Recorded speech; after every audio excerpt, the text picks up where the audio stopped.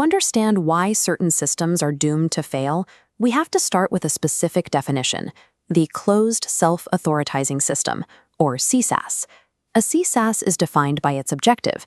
It attempts to preserve an invariant identity, a fixed, safe operating region, using only its own internal sensors and models to authorize its continued operation. This model represents the current industry trajectory. Leading AI laboratories are actively pursuing architectures that can evaluate their own safety and maintain their own alignment, theoretically removing the need for a human in the loop. The Self-Stabilizing Continuation No-Go Theorem, or SSCNGT, challenges this possibility. It provides a mathematical proof that for any system satisfying the conditions of a CSAS, indefinite operation is a structural impossibility. This suggests that the ceiling for autonomous self-alignment is structural. It is a boundary defined by the mathematical laws of continuation, rather than a problem that can be solved with more data or compute. Information processing is a physical act. Running an alignment algorithm or executing a safety check requires physical work, which dissipates energy as heat. In a state of strict informational closure, the system is effectively cut off.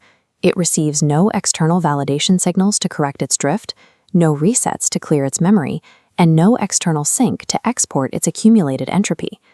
Under these conditions, we can calculate a specific survival bound, T star.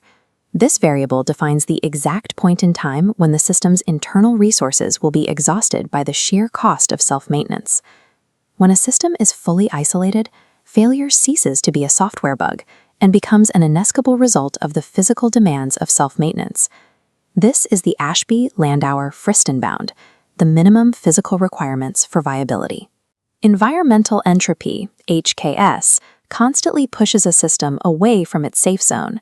To survive, the system generates feedback entropy, HFB, forcing its state back inside. The mathematics of control theory establish a strict floor. To stay within its safe region, a controller must generate corrective information at a rate that matches the entropy of its environment. This requirement is universal. It holds even for fully internal loops, where the system acts as its own regulator without any external input. Maintaining a state of safety is not a passive property. It is an active, continuous data processing cost that can never be reduced to zero. This leads to the Landauer bridge, represented by sigma dot sub b. This principle states that processing information and erasing internal bits has a minimum cost in physical work and heat dissipation. This is the core of the closure constraint. Because the system is isolated, it has no heat bath to dump its entropy into, and no way to import fresh energy to replace what it has dissipated. The system must fund every single bit of its self-correction from a finite internal energy budget, W total. By dividing that finite energy by the continuous minimum rate of dissipation, we arrive at the survival bound, T star. This division ensures that any finite system attempting to authorize its own continuation without external energy or grounding will eventually reach a mathematical wall. The T star limit is an optimistic scenario. In practice, the system faces interacting constraints, accelerating its velocity of collapse. Control latency drives instability, informational closure erases adaptive capacity, and logically, Turing-complete systems cannot mathematically verify their own safety. These factors combine into the Self-Authorization Projection Principle, or SAP. As a system drifts, it tries to validate its own control signals, creating a recursive feedback loop. This recursive loop inflates the required data rate. The system now has to process more information than its thermodynamic budget can support, creating a superlinear interaction that speeds up failure. These anchors don't just add together, they multiply. The result is an actual time to structural failure that is significantly shorter than the theoretical thermodynamic limit. The SSCNGT does not imply that all autonomous systems are doomed.